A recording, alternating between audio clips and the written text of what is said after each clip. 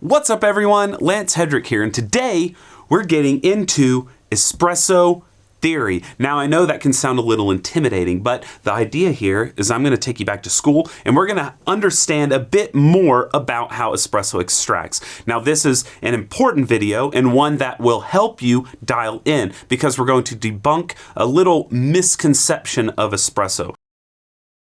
Espresso is commonly understood as a thick honey-like substance that comes out of your portafilter between 25 and 30 seconds, getting around a 1-to-2 ratio. And typically it's pulled at about 9 bar. Just to have that in our mind, we're writing 9 bar. Excuse my handwriting. We have 9 bar. We have like 25 to 30 seconds. We have like a 1-to-2 ratio. And so whenever we have our little espresso cup, a little Dimitas, it's filled up to here with espresso and there's like that much crema layer. That's what people typically consider espresso. Of course, we have traditionally a lever style shot of espresso, but even before that, we had what espresso was originally, essentially steam pressure based extraction. So that was the original espresso patent by Moriando in the late 1800s. You had essentially just steam pressure, which is about 1.5 bar. But in around 1947, 1948, you had Achille Gaggia come through with a lever style for espresso. So something that had a spring inside based off the Cremonese patent for a screw group, he transformed that into the lever style of espresso, which would ramp up to 9, 10, 11 bar, and then it would cascade down. Now you may be asking, how does something like that cascade down? How does pressure get lost in your machine? What is going on? Do I need 9 bar? So the idea is to draw a little graph. Now this is for the visual peeps out there like me. So on this graph we have pressure here, so we'll put a P for pressure, and here we have time, all right? So at the beginning of the shot, water's going to infiltrate our puck. So we have our basket of espresso right here, and we have our puck of coffee. Then we have our shower screen right here, where droplets are coming out, okay? So before pressure can even be achieved, the water must fill the space between the puck and the shower screen. It has to be fully filled with water, okay? And only then can we begin to get pressure. So obviously, water's not coming out of your machine at 9 bar pressure when there's nothing here. It's impossible. Pressure cannot come with the lack of resistance, all right? The resistance we're giving the machine is our finely ground coffee that has been tamped down. This is why you might notice if you don't tamp your coffee to a full extent, you're gonna have a gushing type of espresso shot. And that's because you're not giving adequate pressure to the machine. Water fills this void completely. So we have water that has filled the void. And as pressure begins to be applied due to the resistance, and that bed is our resistance, not only the bed, but the bottom of the basket that has teeny tiny little holes, that gives it a little bit of resistance as well. As water begins to infiltrate that puck, pressure begins to rise. So at the very beginning of your shot, you have little to no pressure at all. And then it rises quickly up to our 9 bar kind of idea. And then pressure begins to rise. Because pressure, as we know, and I've talked about a million times, pressure equals input flow times resistance. So the flow is the water coming out, and that is multiplied by the resistance of our puck and basket combination. So of course, if you have bigger holes on your basket, there will be less resistance. So for instance, if we took one basket that had teeny tiny little holes, and there were only a few of them, versus another basket with bigger holes and there are a ton of them, and you ground the coffee the same way, same dose, the one with the bigger holes and more holes is gonna have less resistance here. It'll be a lot less, maybe like 1 divided by R, I don't know. We're going to put a smaller resistance, and then the flow is going to be the same. That means our pressure is going to be lower, right? The pressure potential, if flow is maintained constant. This is the idea of semi-automatic machines, what most of you have at home, whether that's some sort of entry-level Breville or DeLonghi, or whether you have a Rancilio or you have the Meraki or whatever machine you might have. This is what the majority of them are trying to do. So what does that mean? If we're trying to maintain our pressure constant, but our resistance is going to go down during extraction, if we want to maintain pressure, what has to happen to the flow? The flow must necessarily increase. So we're also going to look at flow on this graph. I'm also going to put an F here for flow.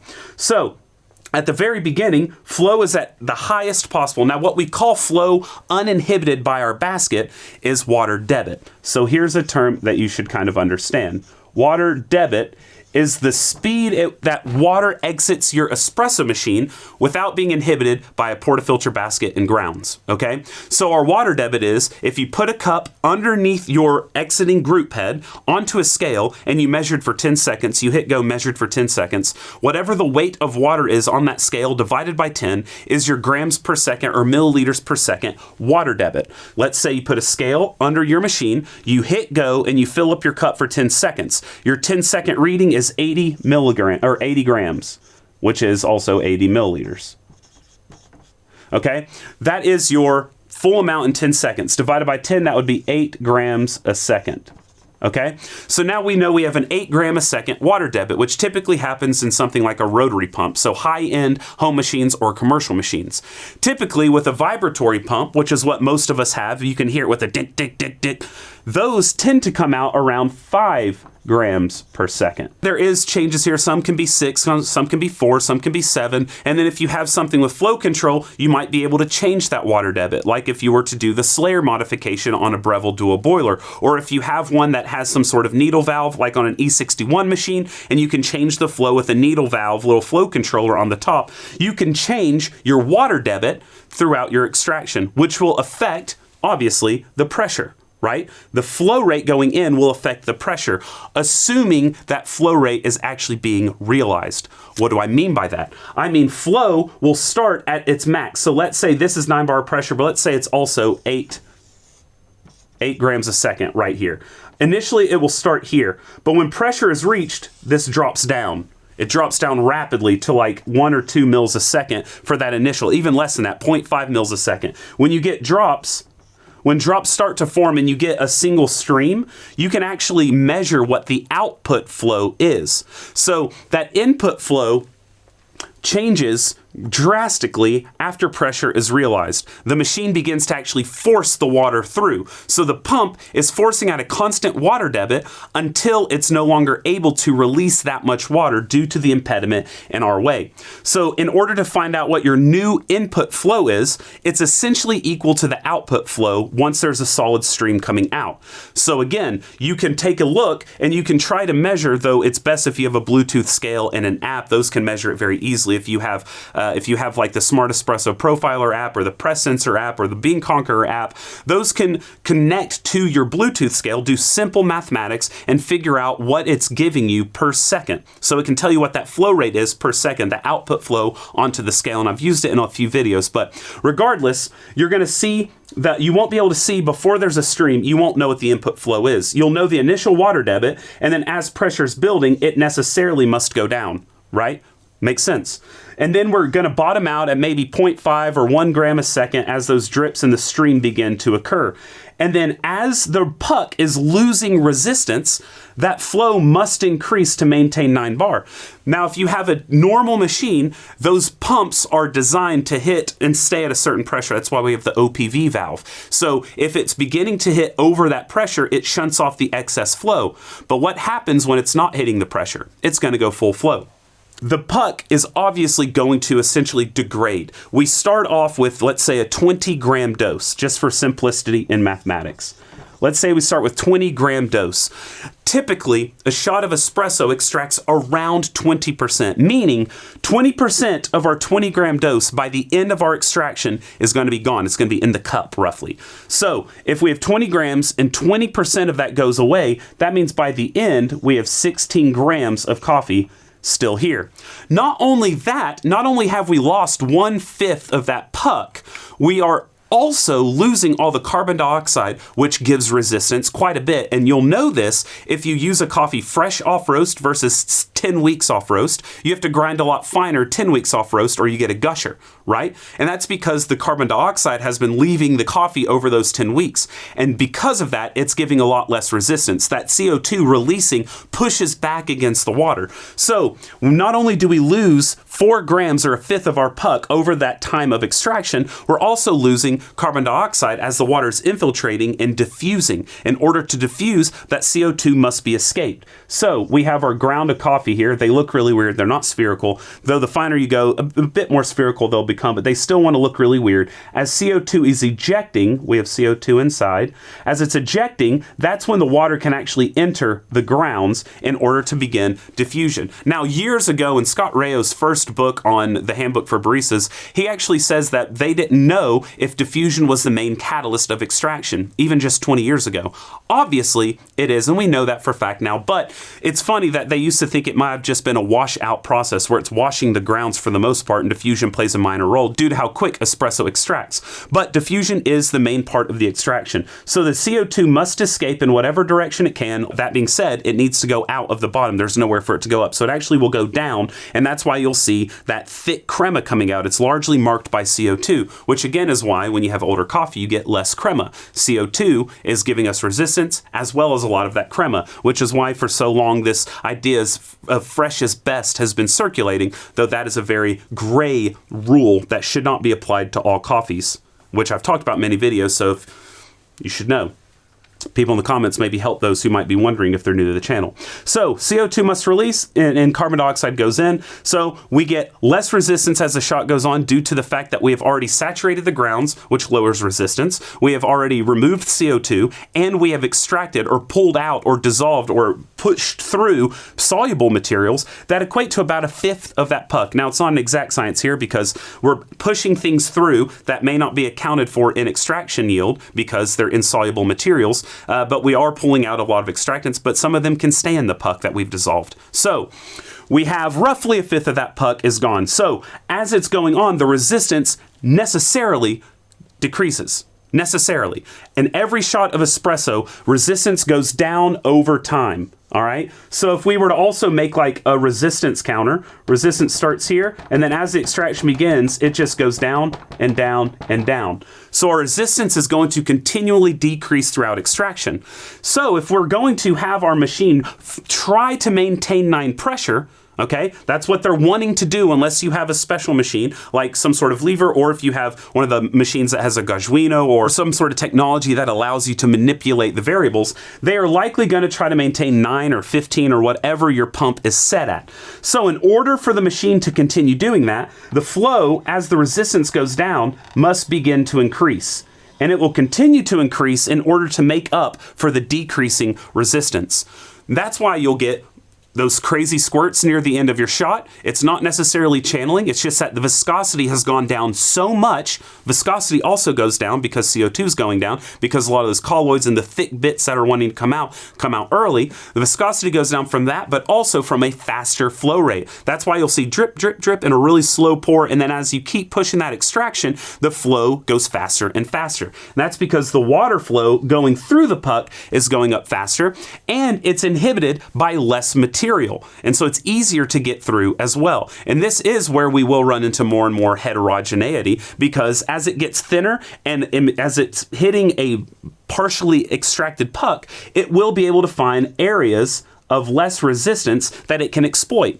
And that's why for so long people are saying stop the shot when it's blonding. When it's blonding is when you have completely inverted the relationship between the coffee and the water. So the extraction starts off high and it goes down, right? So coffee concentration starts up high and it goes down during the shot. Whereas water concentration in your final product starts off low. That's why it's so thick. It's little water comparatively speaking, and it's high coffee. The water makes a little inverse relationship. So as the extraction continues, the concentration, if we were to take a 5 gram sample, 5 gram sample, 5 gram sample, 5 gram sample, and we were to measure their extractions, we were to measure their concentration, it would start off at like 20% of that extraction is coffee, 20% of the first 5 grams. And as it keeps going, the concentration of water goes up, meaning we'll see a smaller total dissolved solid, closer to 4 or 5 near the end, meaning it's largely water. All right. Now, if you have a machine with a low water debit, say 4 or 5 grams, this means that you could actually see a taper of pressure near the end of your shot. and the flow will continue to rise until it can't rise anymore. So at some point, if you have a 4 or 5 gram a second pump, that means once this hits 4 or 5 grams a second, the flow, it can't do anymore. It's maxed out. And if we're at a point where that's not good enough with the leftover resistance, your pressure will dip. Necessarily. Why are we going over this? It's because it's very important to understand this. There are so many people who see their pressure gauge dipping and saying, oh, I didn't grind it fine enough. And they go finer and finer until they give enough resistance so that even at the end of your shot, you still have 9 bar being maintained. But this is not ideal. This is not a good idea. And it's because the finer you grind, the more bitterness necessarily will come out.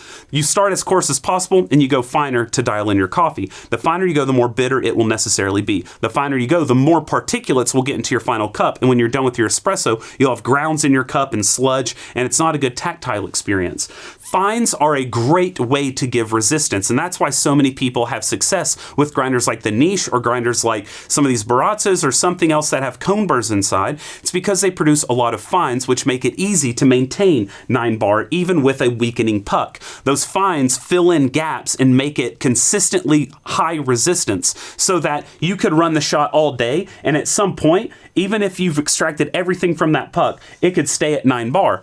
Now, when I started as a barista, I was taught, to stop it when it started to really, really blonde. And so what we would do is we just grind so fine that we wouldn't have blonding until 30 seconds. We could stop the shot at around a 1 to 1.5 ratio because faster flow is no good.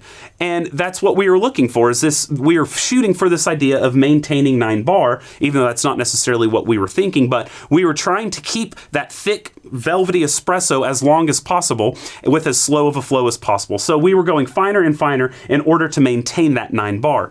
But in reality, whenever you are dialing in coffee, that pressure is largely a red herring. There is no sensory study that shows 9 bar is superior to 6 or vice versa. There are anecdotes, there is modeling that shows maybe 6 bar is better, but that is actually the impetus for today's video, is the turbo shot fallacy. So we'll get into that in a second. Now, with all this, I hope you're understanding, but just to go over it one more time, I was trained to become a professor. I'm very big on repetition during the lessons, and so you don't have to go back and rewatch. But anyway, as pressure increases, our flow will decrease immediately, and that's because it's impossible for a fast flow to get through that concrete. As the concrete becomes less and less intense of a wall to break through, the flow will increase because the resistance begins to decrease. And in order to maintain 9 bar, which our pump wants to do, we have to have an increasing flow.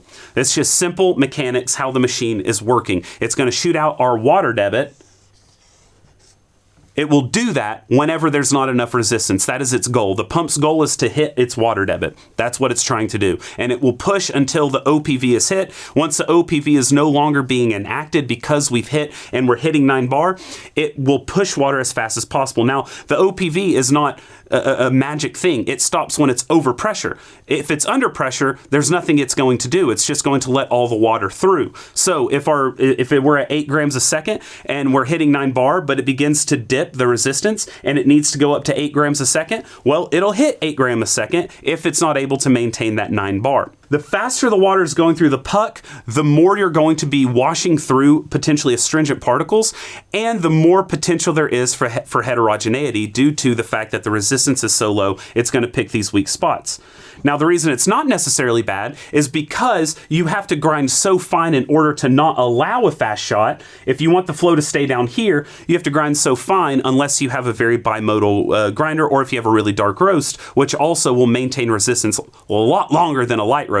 Lighter roasted coffees have inherently less resistance than darker roasted coffee, which is why you might notice you're grinding your lights so much finer than your darks. But if you grind fine enough to keep the flow down here and for it to maintain 9 bar, you are at such a fine grind size that you're also going to get heterogeneity due to the fact that the water doesn't know where to go.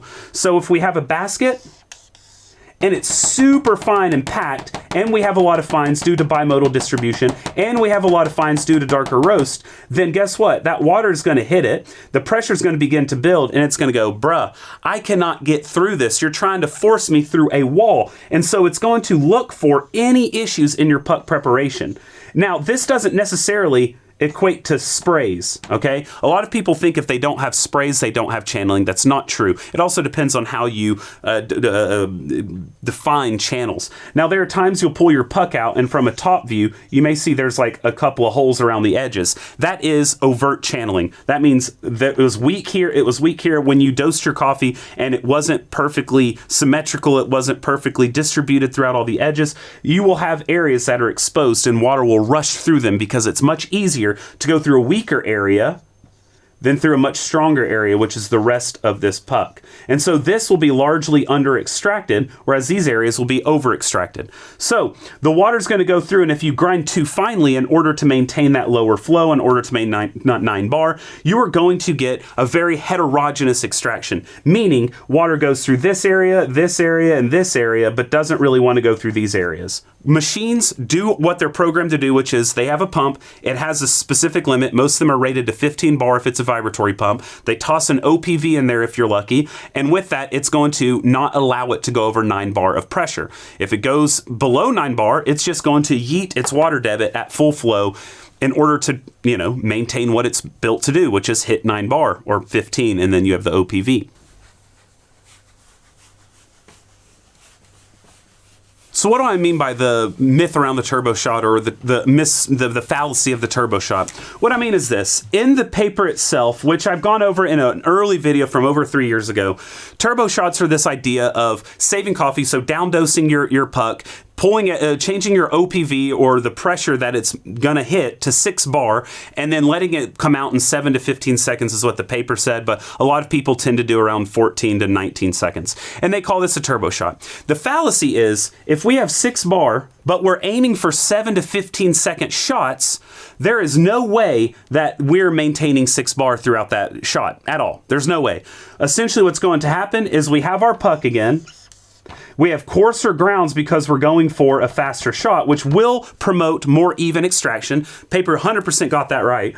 But if we switch it to 6 bar, that's not going to do too much, right? Because we still have our built-in water debit. This test was done on a commercial machine, so likely around 8 mils a second, 8 to 10. What's going to happen is the pressure is going to slowly build. It'll hit 6 bar, but then it's going to rapidly decrease. And the flow is going to start at its maximum. So let's say 8 a second is here. It's going to decrease, but it's going to rapidly increase again. Because if we're grinding coarse enough for a 1-to-3 ratio, which is what a turbo shot calls for, at least in the paper, and what a lot of people do, if we're going for a 1-to-3 ratio, so 20 grams in, 60 grams out, then in order to achieve that in about 15 seconds, well, you have to be pulling such a fast shot that the resistance cannot be very high at all. And if the resistance isn't high, there's a chance with some coffees we're not even hitting 6 bar. Because you have to figure 8 mils a second, that puck is going to absorb around 40 grams of water, maybe 35 grams of water. So 35 grams, it's going to take 4 seconds for full saturation of that puck. So if we're trying to get 60 grams out, assuming 8 mils a second, that's 7.5 seconds, right? So 7.5 seconds would be about 60 grams of water. So we have 4 seconds to fully fill the puck and about 7.5 seconds at full water debit. This isn't assuming any resistance. We'll have an 11.5 second shot. So that means in their paper, when they were doing 7 to 8 second shots, they're not hitting pressure at all. That's not building pressure at all. In order to get a 7-second shot, that's almost impossible to do, assuming you actually fill the puck. So they're actually, with those 7, 8, 9-second shots, they're not getting full saturation. I'm not saying those taste bad. You can taste them, and a lot of people do really enjoy them. I don't find things under 11 seconds to be good, though I do have a ton of success around 11 to 13 seconds. That's another thing altogether. But with the turbo shot on a commercial machine, if we're doing 11.5 seconds at full water debit, well, that means if we're at 15, if let's say we do a 15-second shot, that means it might reach 4 or 5 bar, maybe. If you have a super unimodal grinder that forces you to grind even finer with less fines, you might touch 6 and then decrease almost immediately. Now, they don't bring this up in the paper, and I think the reasoning is simple. The commercial machines they're using aren't showing back pressure, they show pump pressure. So if you change the pump pressure to 6 bar, which say 6 is here, that dial is going to read 6 the whole time because that's what the pump is being shown to go to. So that means the OPV is shunting at 6 bar. But 6 bar could be 2 mils a second, or it could be 8 mils a second. And it's going to want to go at its full rate regardless. So unless you turn down the flow rate somehow, you're going to get 8 mils a second uninhibited until the shot is done. Right? So that's just simple math right there. So that's the big fallacy, I think, of turbo shots, is people think you must set your OPV to 6 bar. Reality is, you could have a 9 bar machine, and if you're not hitting 6 with a 14-second shot, you're not going to hit 9. It's the same water debit. It's the same amount of water coming out, period. So there's no need to even change that peak pressure, except for maybe 3 coffees that might reach up to 7 for half a second, in which case there's no way you're going to tell any type of difference between that end result. Doing turbo shots, you will never hit 9 bar. That's almost impossible to get a 14, 13-second shot and hit 9 bar unless you have a very low water debit. In which case, maybe it's possible. If we're doing a 15-second shot and we have let's say we have a 5 milliliter second vibratory pump, all right, and we want 15-second shot for a turbo shot, which would be a long-ish turbo shot. If we're doing that with a 1 to 3, and let's say we do 15 grams of coffee because it's a smaller portafilter. Let's say we have 15 grams, so we're going for 45 grams.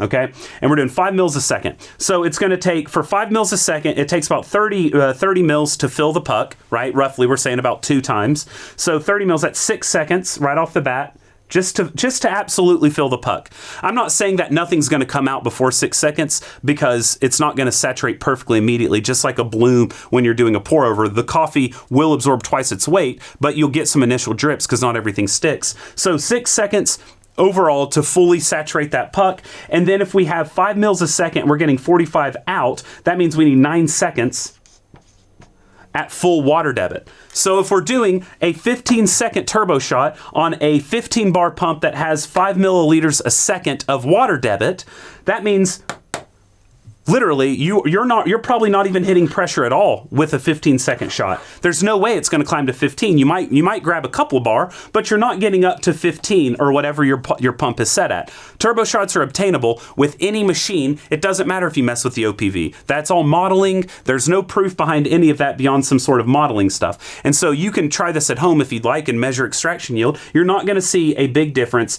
definitely not sensorially, between a 6, 9, or 15 bar turbo shot, because they're not reaching pressure when you're doing the actual 7 to 15 second range. Now, when you go above 15 second, there's a chance you could spike the pressure up at 7, 8, or 9 bar, maybe. Technically, the paper calls 7 to 15 seconds.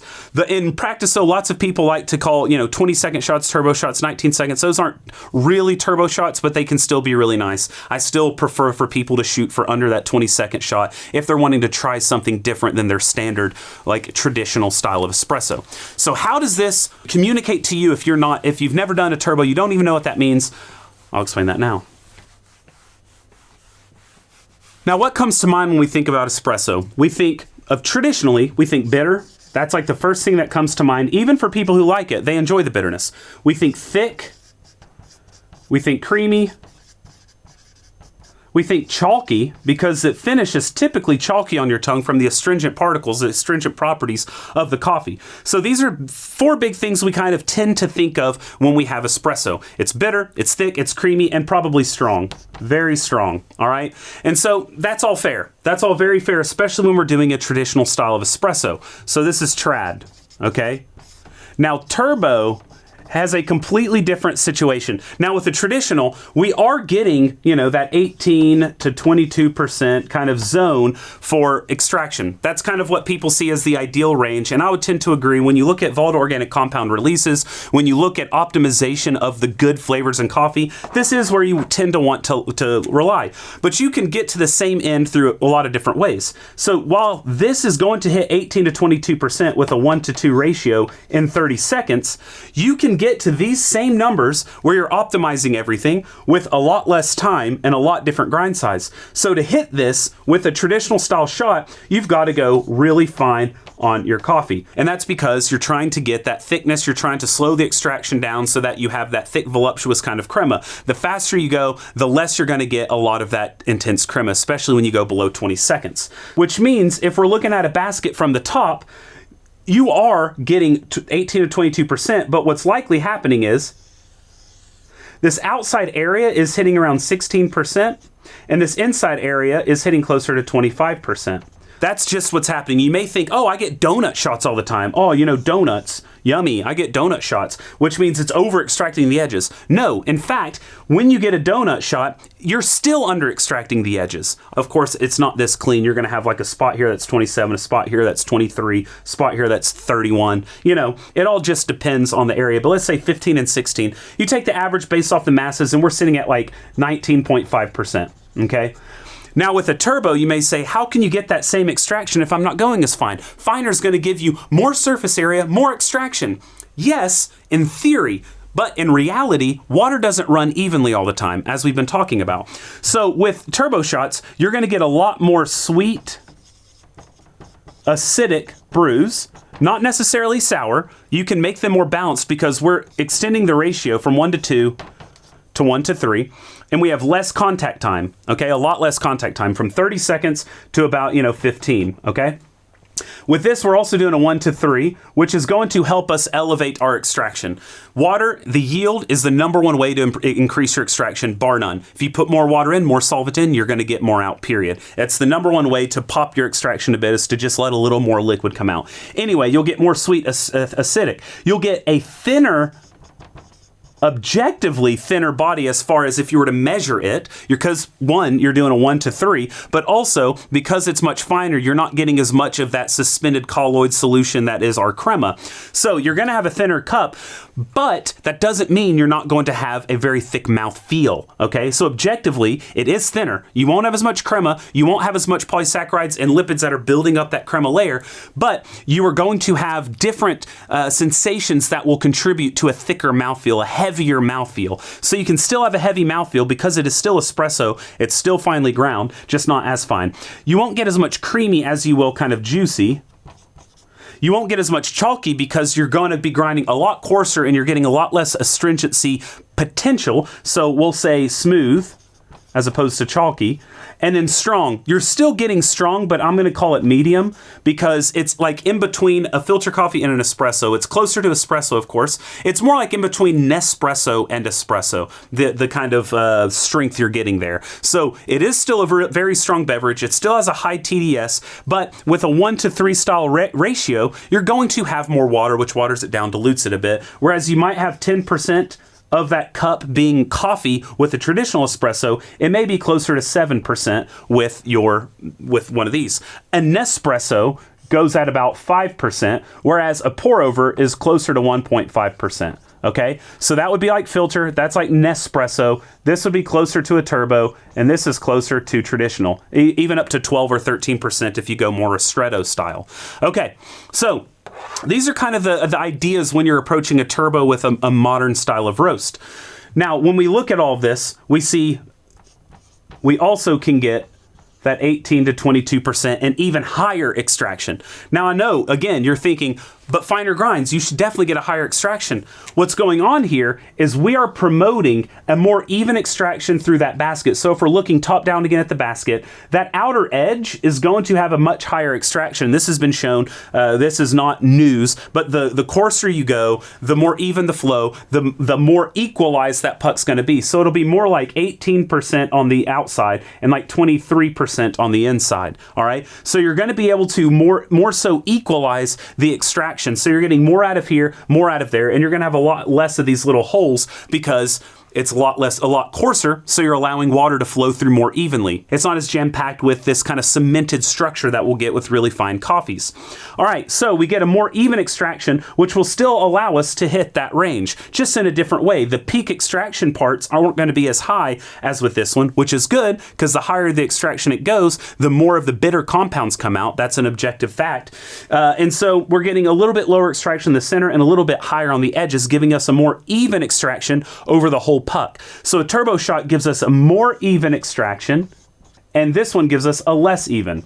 Now, does that mean traditional shots are bad? Absolutely not. People have been pulling them and loving them for years, and there are people who still believe that Italy has the best espresso in the world. I heartily disagree, but that's all our opinions. This video is more so to explain to you the theory behind espresso extraction and how it's all working and what that fallacy of the turbo shot is, but also how to approach these kind of turbo style shots. I kind of prefer calling them gushers because turbo has kind of lost its meaning because people do, what I see mostly are people calling 15 to 20 second shots turbos, even though the paper was originally 7 to 15. So I like calling these fast shots just in general gushers, but it's just because it looks like a gusher. And people think that's a mistake. When it's gushing out, they're like, oh, I've got a gusher. I want to reclaim that word and use it for a positive thing. When you have a gusher, not the sour candies that were awesome as kids, but I'm talking about a fast flowed shot. You might think, oh, that's terrible extraction, but in reality, it could be delicious. And again, you might pull a 10-second shot, and that can be delicious, and it can still sit around that 17 to 18% extraction, even if we're not hitting pressure. And it's because it's so effective going through it. Now, you may want to have a little bit of a saturation phase. Maybe if you can do a bloom of something, that can improve your extraction because you're letting the ground saturate, which helps with that diffusion rate. And when you do really fast shots under 10 seconds, it's going to be really hard to have effective diffusion. So you may be sitting closer down here, but even 17 to 18%, which is historically seen as under extracted, can be delicious. We're getting, and I've brought up this paper many times by Samo Smirke, but in this paper, he does testing with espresso and shows when volatile organic compounds are released. And the ones, and I've actually got to test all of these different volatiles that are the majority contributors to flavor in coffee, the good and the bad. The good come out relatively early, and they begin to decrease in their concentration around that 18-19% extraction mark. And the bad ones, the ones that taste like rubber or skunk or leather or whatever it might be, those begin to increase in concentration after that 19-20% extraction threshold. So no, the advice should never be extract as high as possible and back off when you get astringency. It should be go as coarse as possible until you are no longer getting enough extraction to have that sweet, juicy bomb. All right, so that's kind of my approach when I'm dialing in espresso, is not hit highest extraction. I'm going for the coarsest possible while still having a balanced cup. That's going to yield the best results all the time. I'll do 10, 11, 12, 13 second shots. They're delicious. And there's now actually, with the decent espresso community, people who have created, Long PVO has created these profiles called low contact and ultra low contact, which essentially call for 10 to 14 second shots. And it's more complicated than what you can do on a normal machine, but it's manipulating temperature and it's manipulating the flow going through the puck in order to give you a super fast extraction while still having a lot of balance. This is something I highly recommend that you all try out, and it's because it's going to give you a completely different approach to espresso. You'll have less wasted dial-in shots, and also it will empower you if you switch beans from a traditional to another coffee and it gushes through. Try it. It could be delicious. It is not a priori bad when it gushes out. Gushers are good. Just like in childhood, they're sweet little gummies with little sour inside. Doesn't mean these are going to be sour. And if it is, push your yield. If you do a turbo shot and go to 1 to 4, fine. If it balances it out and makes it delicious, fantastic. If you pull a bad shot trying to dial in traditional and it comes out in 14 seconds and it's too sour or too powerful, add some water to it, dilute it, don't waste the shot. The shots you're going to be sinking are the 50-second, 60-second choked shots because that water simply can't make it through that puck. The ones you're going to be dumping are the ones that you dial into this ideal ratio that everyone preaches and it tastes like crap and you dump it down the sinks, it's not very good and you're trying to get it to maybe 27 tastes better. And if you go coarser than that, boom, your pressure dips and you freak out. Don't worry about that. Don't worry about what the pressure is reading because pressure is largely a red herring. It is not nearly as helpful as understanding how the flow is working through our puck. Our goal in espresso is largely evenness of extraction, not necessarily so in pour overs because we have a gravity-fed system and that's going to be a lot less intense when you have a stratification of extraction. But in espresso, due to the under pressure environment, the no bypass, the finely ground coffees, when you have a massively stratified extraction, you are going to get a massively stratified cup with lots of astringency from over-extracted portions of the puck and loads of sourness from under-extracted portions of the cup. Which leads me to the conundrum when you taste a coffee and you don't know if it's under or over-extracted. And it's likely because you're dialing in longer shots, 30 seconds, 1 to 2 ratio in 30 seconds, you will have parts of that bed that are super under extracted and taste salty and sour, but you will also have bitter components and astringent components from the parts of the bed that over extract. And you may go, oh, Lance said if it's sour, it's under extracted, if it's bitter and salt and drying, that it's over extracted. I can't tell, it's both bitter and sour. Well, you're likely getting a super uneven extraction and you need to go coarser. My best shots of the year have all been under 15 seconds, every single one of them, the best shots. Yes, I do like dark roast coffees on lever machines, but those aren't ever my favorite shot of the year. They're an itch I need to scratch every so often, but my best shots of the year are light roasted coffees that have been pulled super quickly, not necessarily with a constant turbo profile where it's just your flat 9 bar, flat 6 bar, whatever, flat water debit going through the puck, but they are faster shots, and it's because you retain more volatiles. Obviously, the faster you can get to your coffee, the longer they're going to stay and not evaporate out. Also, the faster contact time is going to maintain a lot of that volatile organic compound that contributes to really nice aromatics, but you're also just getting a new style of coffee that you can play around with. Now, my last bit of advice is this. If you're a dark roast lover, I wouldn't even try turbos, but I would recommend taking some of this and implementing it, meaning go a little coarser, do 22, 23 second shots. You're still going to get massive viscosity. In fact, a lot of people in Italy, especially in the Napoli area where they're known for their thick heads of crema and delicious espresso pulled on lever machines, they tend to use triple baskets in 54 millimeter La San Marco group heads because they can grind coarser and get more crema. So there's actually a line where you can get more crema without going as fine if you deepen your bed and you go a little coarser with darker roasted coffees. So try that out. Try going a little faster. Try going a little coarser. You're going to find much more consistency in your shots. If you're doing coarser and it's going 20 seconds and you think it's a little sour even though you like the texture, up the yield. You're not going to die if you go from a 1:2 to a 1:2.5 ratio or a 1.2 to 1.25 or whatever it might be.